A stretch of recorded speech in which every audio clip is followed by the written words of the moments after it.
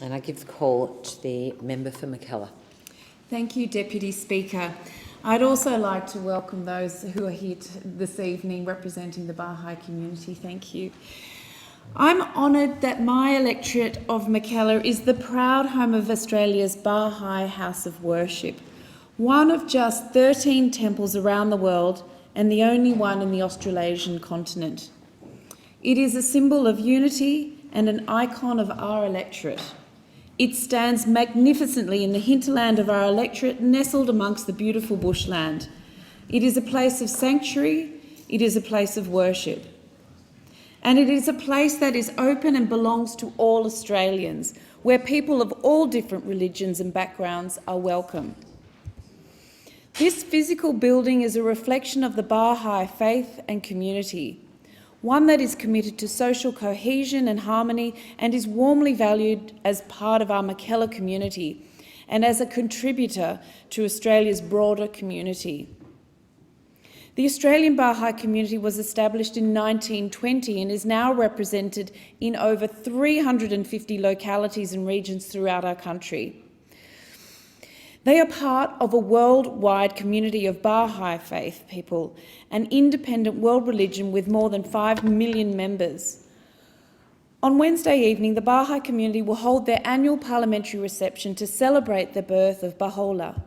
This event is also a celebration of the constructive cohesion and resilience demonstrated by Australians across the country and indeed many across the globe. Some of the key principles of the Baha'i faith, such as gender equality, elimination of all forms of prejudice, and human rights for all people, are values that are shared by the broader Mackellar and Australian community. In neighbourhoods across Mackellar and across the country, Baha'is are striving to build united and spiritually vibrant communities. However, as this motion highlights, this is not the experience of the Baha'is in Iran. Baha'i is Iran's largest non-Muslim religion, with around 300,000 Baha'is living in Iran. The Baha'is have a long history of persecution in Iran, especially since 1979, the Iranian Revolution. Official news media have inflamed this persecution by inciting hatred, which has led to many violent attacks on Baha'is and their properties, including destruction of their cemeteries. Thousands of these attacks over many decades are documented on the website Archives of Baha'i Persecution in Iran, which is administered by the Baha'i International Community, an organisation which draws attention to human rights violations committed against Iranian Baha'is. Baha'is are routinely arrested, detained and imprisoned in Iran. They are banned from holding government jobs and their shops are routinely closed or discriminated against by officials at all levels of government. Young Baha'is are prevented from attending university, and volunteer Baha'i educators are often arrested and imprisoned when they attempt to fill the education gap.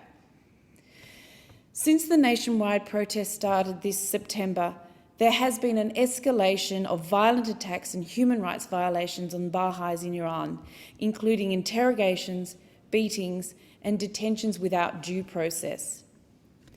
In her recent address to the UN Human Rights Council, Simin Fahadesh, representative of the Baha'i international community, articulated the deteriorating situation of human rights in Iran.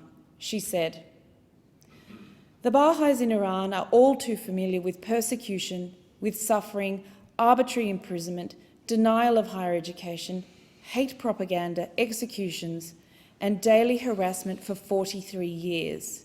In fact, what we see in Iran today is the extension of the persecution against the Baha'is to the generality of Iranians.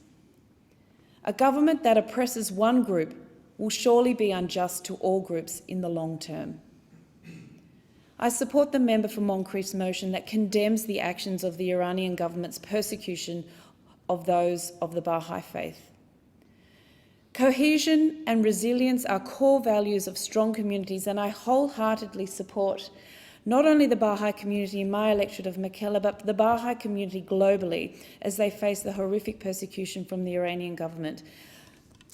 I just want you to know that here in Australia, we do support you, and here in the Parliament as well, and thank you for being here tonight. Thank you.